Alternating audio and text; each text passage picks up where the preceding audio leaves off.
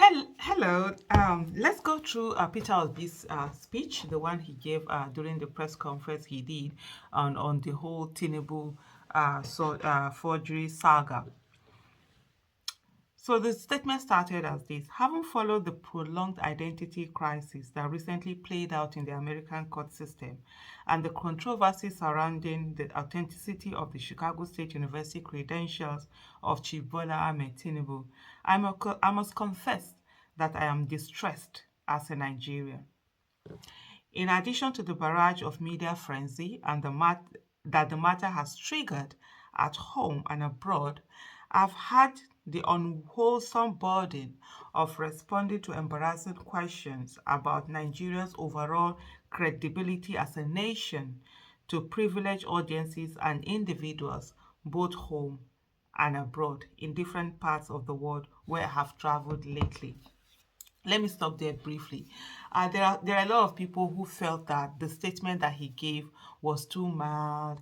It wasn't very, should I say, aggressive or or challenging. Some people said it was an opportunity for him to have called for the resignation of Tinubu and all of that and things. And I think.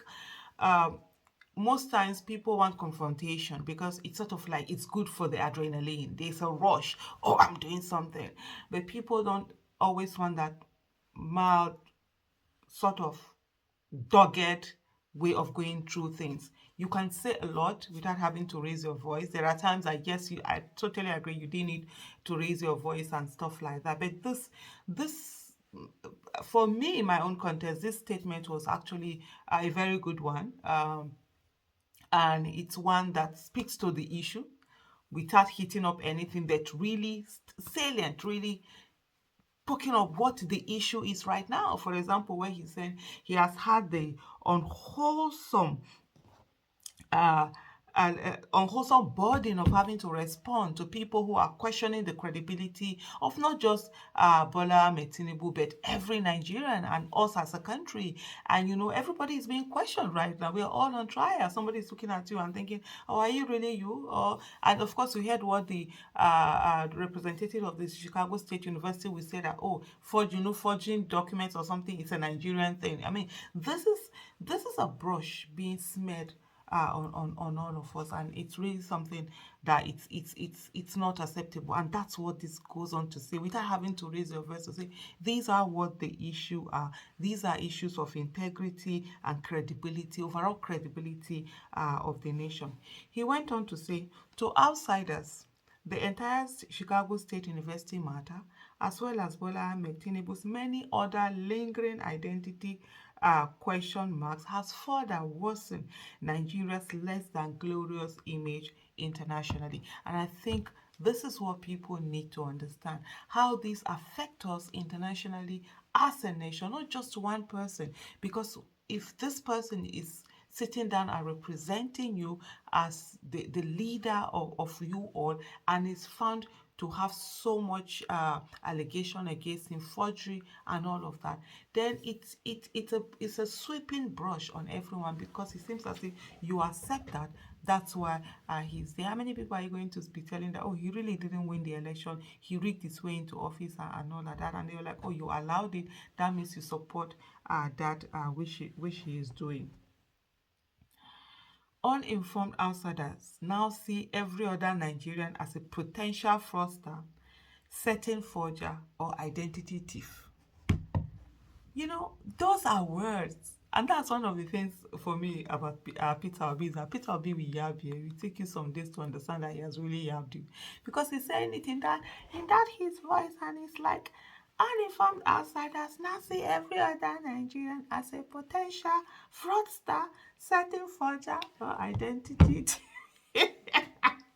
When I'm always imitating Peter B. With Susan, they say, I said, do you know what you're talking about? I'm like, that's our president now. So you got to yab him when we need to yab him.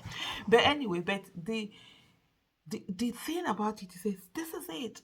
Uninformed outsider now see every other Nigeria, because of course, even though he hasn't really said, oh, Tinubu, you are a potential, you're a fraudster, forger, or identity thief. But that's what the statement is alluding to, because every Nigerian now is being looked upon in this way. The controversy is unnecessary, just as the implicit global embarrassment could have been avoided. This is saying so much to Tinubu that, look, you've embarrassed the people. This global embarrassment that you're putting Nigerians through really could have been avoided.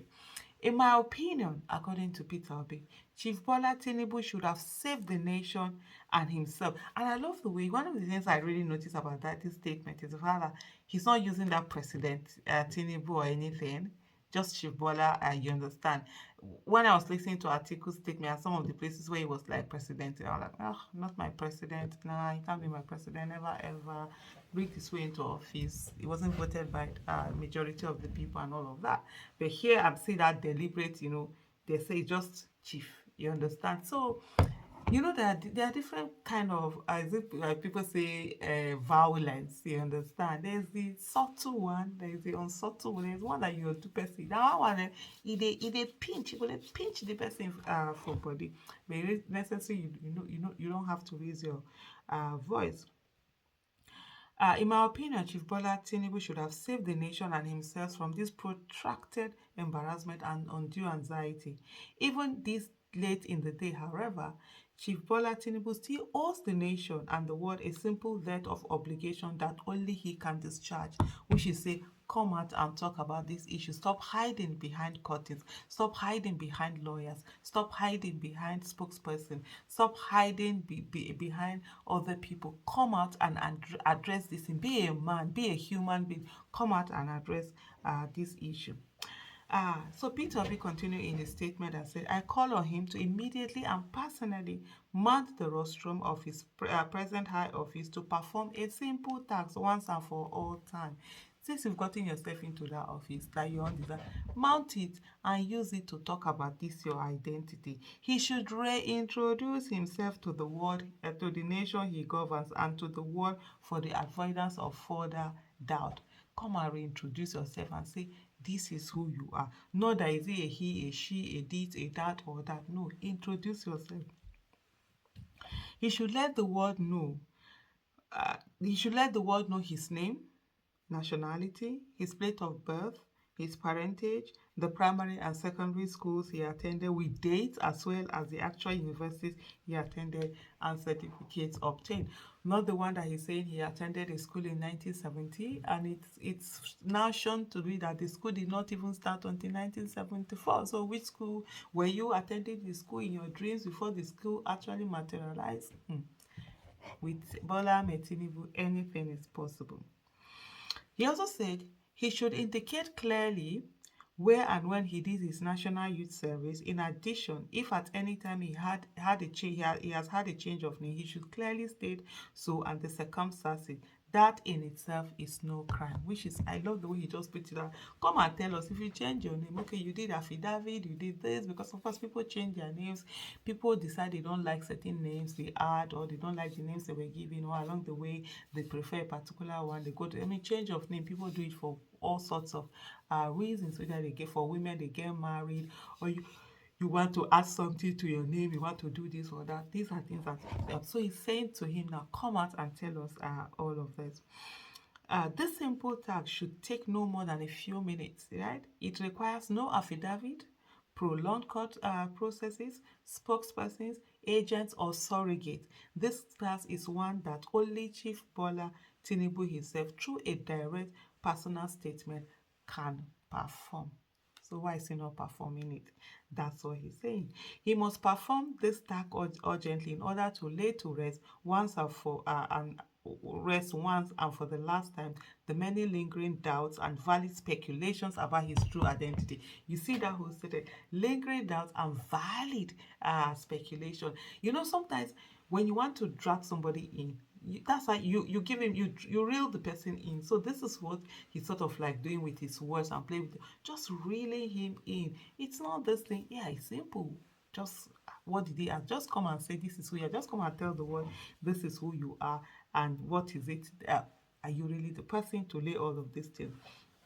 And then he says, a leader cannot outsource a clear, unambiguous personal statement about his identity to political surrogates, social spokespersons, lawyers, or any other persons, no matter how highly placed. A matter of the personal identity of a leader is too sensitive and central to the function of the office he currently occupies to be tried with, outsourced, or disguised under the cloak of officialdom. I mean, like we heard when he said, "Oh, if the case, if the when he said Chicago State University, if they release his document, it will cause whatever personal damage. This is it." So he just really him out and say, "Come and just talk about this thing, to the world." Then he said, continued as I say, it is also about integrity, morality, values, and the rule of law. You see those words? This is what it is about. Not any of this thing. That it is about integrity, morality, values, and the rule of law that that defines the character of the nation and its people. In his present capacity as a leader of a nation of over 200 million Nigerians, his true identity is a matter of grave national and international interest. The people deserve to know for a certainty that the true identity of their leader and this overrides whatever rights he may have to personal privacy. This is not the issue of saying that, oh, it may affect you personally. You say you are the president, you're the leader of this nation, then come on, you can't have personal privacy anymore. It's about the people. It's just crazy, right? In addition, the international community deserves to know the true identity of the person with whom they will engage in Nigeria. Having stood for an election to the elevated public office of President of the Federal Republic of Nigeria, Chief Bola Tinubu has implicitly undertaken to cede the rights of a private individual in favor of a life of open disclosure to his true identity and other circumstances that may be of public interest. Just still reeling him out, calling him out, bringing him out. Just come out and say it. Who are you? You can say this thing to anyone, and that the Nigerians are deserving, and also the international community, seeing how this has played out widely in the world.